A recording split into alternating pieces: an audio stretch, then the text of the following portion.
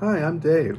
And I'm Jennifer. We are a middle-aged couple with a Regal Unlimited subscription and a serious fetish for movie popcorn. And we go to movies together and we record videos about them. Is our ongoing mission. Having completed our 5-year search for intelligent life in the universe. No. This is year 2. This is year 2 of Dave and Jennifer go to the movies. Mm-hmm. Anyway, so we go see the movies together and then we make videos about them, and we go see the mystery movies together when we can. Mm-hmm. And tonight was a mystery movie. Yes, it was. Which is where you pay a small amount of money, $5 normally, or 50 cents for us. Excuse me. And you get to see a movie, but they don't tell you in advance what it's going to be. So, tonight we went in and saw... You have to say the name of the movie because I can't remember it. Nirvana, the band, the show, the movie. Got you. I don't put those things in the correct order. I saw a commercial for this movie a couple of weeks ago and was like, what the absolute fuck? And I saw this movie. You weren't wrong. And I'm like, what the absolute fuck? But it's really funny Yeah, and it's really good. Enjoyable. It's a very well-made movie. Nirvana, the band, the show is a... Oh, sorry. Nirvana, the band, the show is a web series, a Canadian web series that got turned into a Canadian streaming show a few years ago. And so then this is the movie version of that series and shtick. And, not being Canadian, there are definitely things that are missed. Yeah. And even if you are from Canada, if you don't know Toronto inside and out, I am sure there's all sorts of stuff visually that you missed by not knowing the city inside and out. But the premise... But it is hilarious. Yeah. So and insane. The premise is that it's about two best friends, Jay who are and Matt. Completely insane. Jay and Matt, who are musicians who live together. Yeah. One's a musician for sure. The other one thinks he's a musician. Okay. But so they're musicians who live together, and they are constantly trying to make plans to get a show at their local music venue, the Rivoli. Which is, apparently a Toronto institution that, I don't know.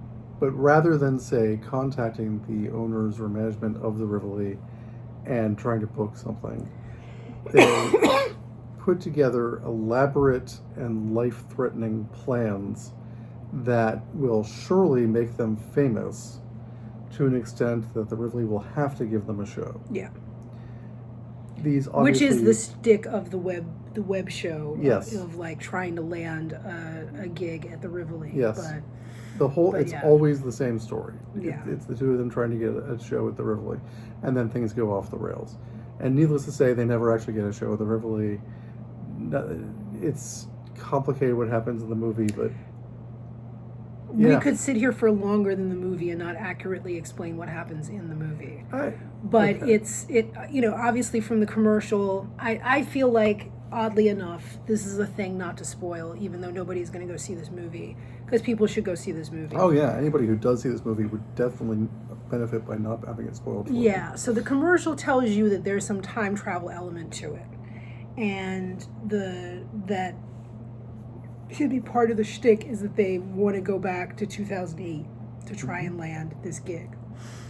And so it's a time travel movie, right? But it's also like two insane people. It's also a friendship movie. It's also a mildly abusive relationship movie. Mm-hmm. It's really very funny. And also, I guess from its origins is also street humor. So it's like these two guys on the streets of Toronto interacting sometimes with people who don't know that they're interacting with a television show or entertainment. Which is part of the movie Which is part of the movie and is very clear very early. It's like, oh, that person doesn't know what kind of conversation they're having. Oh, that person doesn't know they're being filmed, right? And so you can tell who went back and gave permission to be filmed and who did not go back and give permission to be filmed, and therefore you don't see them. And I don't watch a whole lot of like Jackass or whatever. Like, probably the last kind of movie I saw that was anything like this was the Borat movies. Yeah, right? I was going to say. Yeah. This is a Canadian movie. This is not exactly Borat level of gotcha filmmaking. Right. It's not mean gotcha filmmaking. It's more like these two crazy characters are running around the streets of Toronto, and every once in a while they'll stop and like ask somebody for directions or what time it is or to help with something, and the people who they ask are just so surprised by these crazy characters that they clearly are having a great time with it, and they're laughing and the whole thing. Yeah.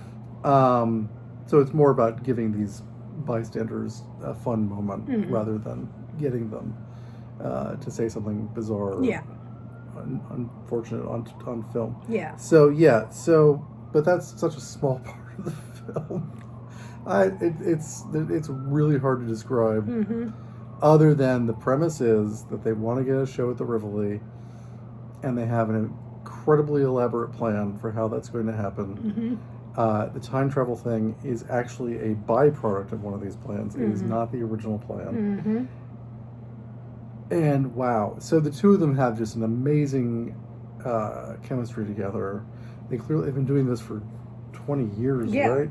And it shows. Like they just, their timing is perfect. They riff off of each other.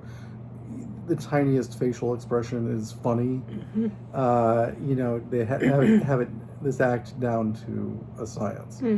And yet it still feels like street theater. It still feels like that anarchic, wild, anything could happen kind of show.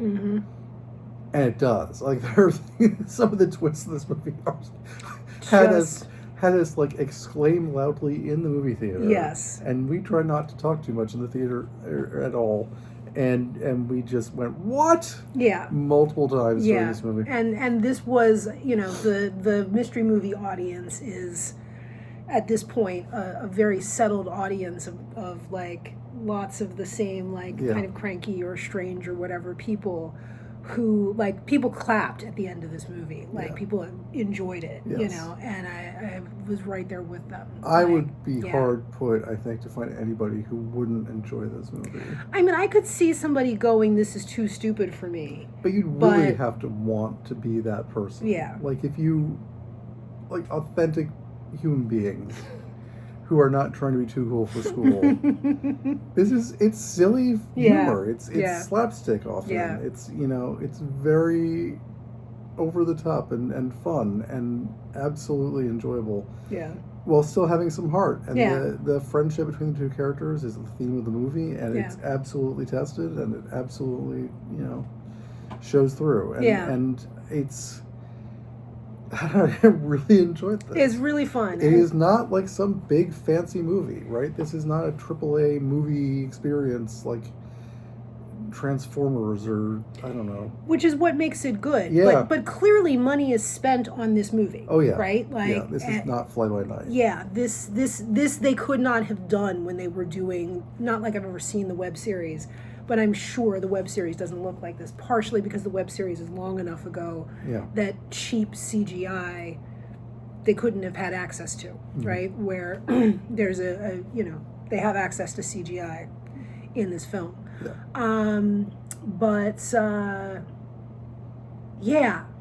other thing that comes through in the commercials is that it's this time travel element, and the time travel is to 2008, which is like 15 minutes ago, right? Like, no, it's like they filmed this in 2025. It's like it's 17 years ago, and that's some horseshit. But sure. It's you are encouraged to remember what was going on in 2008. The way the reveal of 2008 is done is just so perfect. Yeah, with some deeply Canadian elements and some jokes to it that won't come through just for somebody who doesn't know a couple of things of what was going on in Canadian pop culture at the moment, but like 95% of the way that you're supposed to get it, that's not about the changes to Toronto as well, right? Like, I also really got the idea that, like, the changes to Toronto wouldn't mean anything to me. Right. But the other ways that they show you that this is 2008 are things that cross the border. And are not going to resonate, I suppose. If you don't remember 2008, a decent portion of this movie is lost on you, either because you were otherwise doing something else in 2008 or you are too young to remember it. Okay. I think that, there are elements of this film that are trying to mock the idea that 2008 is so different from today. But it really wasn't that different. No, it's not. It's not. But it's different enough. Fair enough. It is different enough in some definitive ways. That's true. Yeah. Okay, so we're just talking around things at this point. Because we kind of can't spoil it. But to say that if you've seen the trailer for this movie and you're like, this movie is too dumb. Yeah. It is that dumb. Yes. But it is fun that dumb. That is the virtue of the movie. It is dumb and funny. It's a dumb really movie. Really very funny. It's a dumb movie that knows it's dumb. Yes. And enjoys being dumb. Yes. And that's always the best kind of dumb. Yeah. And it's a movie where there's basically two characters. There are a few other characters in the movie and a whole bunch of people on the street, but basically one of the two characters is on screen all the time. Yeah. And they're just, one of them is clearly the musician and in real life and compose the music and stuff, some of the music that's used in the movie. And then, the other one may really be the one with the harebrained ideas of like, let's make a web series or whatever. But if he's not the one with the harebrained ideas, he definitely, very clearly, throughout this movie, without fail, every second of every moment, is the most harebrained idea, coked out, whatever else out, like just the world is going in 17 different motions, in 17 different directions, all in the course of the same sentence kind of guy. And to be able to sustain that as a character in so many different spaces and it just, that's not easy. That's not easy. I think we should end this video now. I think we should. Yeah, will be by far our shortest video. Yep. Because it's just like, go watch it because it's funny and you'll like it. If we say anything else, we're just going to spoil this movie. Yep. Just go watch it. Yeah. Or see it on streaming when it comes out because it is absolutely worth your time. Yeah. That's it. All right. We'll see you. Enjoy. See you later.